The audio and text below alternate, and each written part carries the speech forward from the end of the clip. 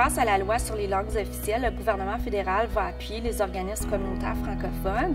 Puis je trouve que cet appui-là est nécessaire pour l'épanouissement de nos élèves au niveau de la culture et de la langue dans nos écoles.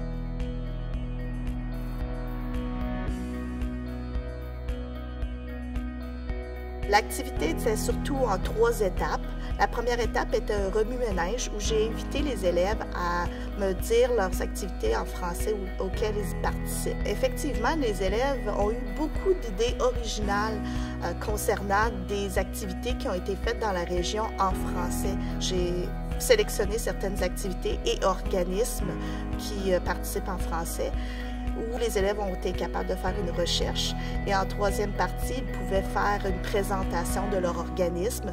Donc, on a parlé d'activités qu'on peut faire à Ottawa. Au lieu de juste s'asseoir en classe puis écouter notre enseignant, on était capable d'interagir avec d'autres élèves puis aussi parler de quelque chose qu'on peut faire ensemble. Je pense que dans la partie présentation orale, il est très important de pas seulement faire une présentation orale, mais d'amener à questionner l'élève. Qu'est-ce qu'il a trouvé intéressant?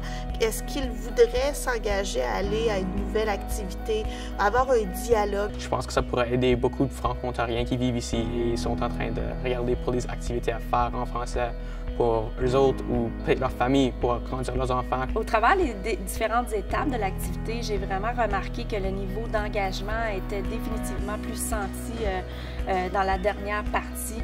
Dans le sens que, oui, au début, c'était comme on leur présentait des choses qu'ils ne connaissaient pas beaucoup, mais là, ils avaient eu la chance de vraiment approfondir puis d'aller faire des recherches. Puis là, je l'ai vraiment senti dans leur présentation. C'est comme, OK, ben moi, je vous présente la Festival, les Jeux franco, mais j'aimerais ça y aller.